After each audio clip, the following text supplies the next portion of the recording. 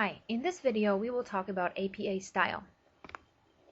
APA is a style developed by American Psychological Association for formatting papers and documenting sources. So you must be familiar with MLA from high school or from other places, which was a style developed by Modern Language Association. APA is just like that. It's just using somewhat similar guidelines, but the principle is the same.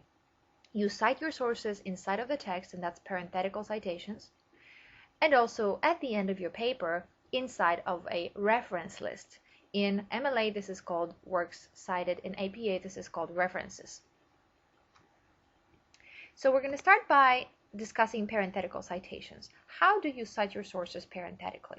You can do this in two ways. You can cite your source by listing the last names of the authors and then listing the date parenthetically and then saying what they are saying. So according to McGinty, Knox, and Zussman, 2003 in parentheses, and then you paraphrase them. Or you can say the information first, and then at the end, in parentheses, you can list your source, again, the last names of the authors only, no other information, and the date. Notice the little detail here. If you put the names outside of parentheses, you use the word and, but if they are inside of parentheses, you use the ampersand.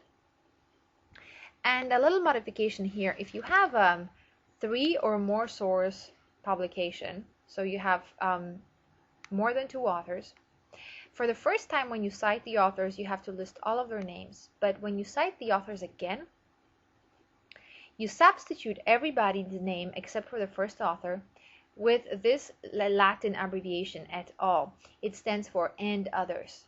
So this means McGinty and others, comma, 2003. But remember, you can only do this after you first cited all of the authors for the first time.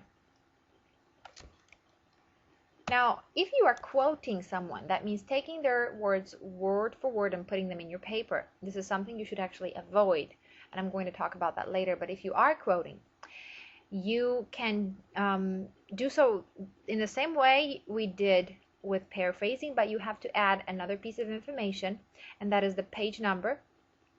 And the page number comes before the period at the end of the sentence, but after the quotation mark is closing. Now, something to keep in mind whenever you are citing parenthetically, something that many students do, and this will lower your grades on paper, so please avoid it. Avoid listing titles inside of the text, titles of papers, titles of articles, titles of books. APA was developed in a way that helps you save space, and that's why we have a references list. That's why we have that information at the end of the paper, so that you can cite the sources fully with the titles and everything. Inside of the text, you do not list the title. Instead, you only cite the last names of the authors and the date. So now let's talk about the references. This is the last page of your paper. It should be a separate page, and the heading of that page should be references. Remember, references and not works cited. This is APA, not MLA. So references. The publications you are using in your paper are listed alphabetically, and everything but the first line in every citation should be indented. So this way it's very easy to identify individual citations. Now let's look at the anatomy of a reference. So what makes up one such citation? This example is an article that was published in an academic journal, and this is something that you are very likely to cite in this class. It starts with the author's information, which involves their last names and the initials of their names. If the author is using 2 names, then of course the first name initial, the middle name initial, but do not list the first name fully or the middle name fully, just initial.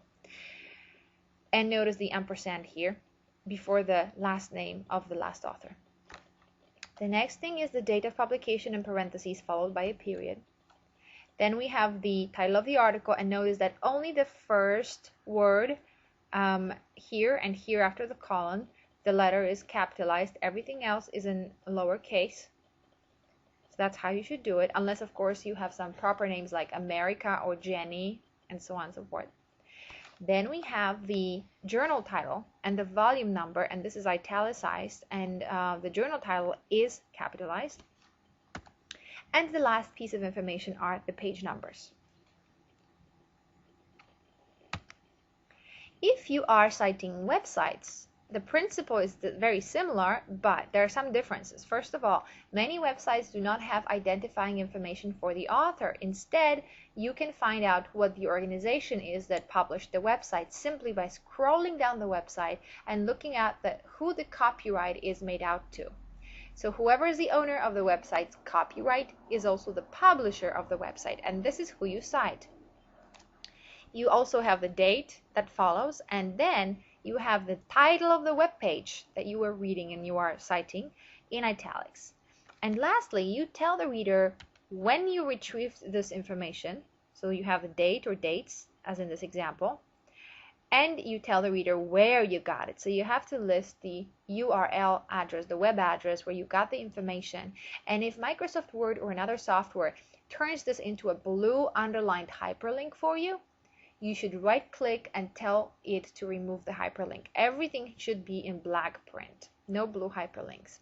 If the web page address is very long, you can break it up along these lines right here. And remember the little things, the periods, the commas, the ampersands. I listed on the Blackboard page a very, very useful reference, which is an excerpt from a book about APA, and it contains different types of publications, not just articles, not just websites, but things like newspaper articles and books and edited books and CDs and interviews and videos, all kinds of things that you may come across and you may need to cite. And it just lists them in a specific order. You can look them up and see how to cite each kind, and it'll tell you all those little things that you need to remember when you cite each type of source. So please keep in mind periods, commas, ampersands, they should appear in proper places in every reference. Some additional things about APA. When you are citing several sources one after another, you should order them alphabetically by the first author's last name, like this. So not by date, but alphabetically. When you cite the same author twice in the same paragraph, you should list the date of the publication in the first citation, but you should skip the date of the publication when you cite the author in the same paragraph again. However, when you move on to the next paragraph and you once again cite the same author, the date has to be listed again. Now, there is something called personal communication. Things like lectures, face-to-face interviews, email correspondence, phone conversations, those things are examples of personal communication. They're not published anywhere. So you do not put them in the reference list, because the person cannot use the reference to go and find that part, an email message or a conversation that is somewhere on the web. So you cite them in text only, and you do it this way. You list the last name of the author, the date with the month, and then you say that this was personal communication. And you can also use this format, just as with the other types of parenthetical citations. And finally, something very important. Sometimes you will find yourself citing a very large chunk of text, as you probably will in your final paper, that comes from the same author, the same source. The wrong thing to do is to list all of the information first and then document the source at the end, because this looks like plagiarizing information. The reader does not know from the beginning where the information is coming from, and they could actually think that this is your original thoughts, which it's not in this case. So you could be accused of plagiarism. You could get into trouble at school, you could get into trouble at work, maybe even lose your job or reputation over this. So it's not worth doing that. Instead, you have to make the reader aware of where your information is coming from right from the get-go. So a good way to do this is to start by saying, according to so-and-so, and you then tell the reader what the source is saying. And then occasionally just remind them, as here, for instance, we say, as Noah Neumann explains. Later we say, the author concludes. So not necessarily by citing, but just referring to the same author, that, hey, I'm still talking about the same source.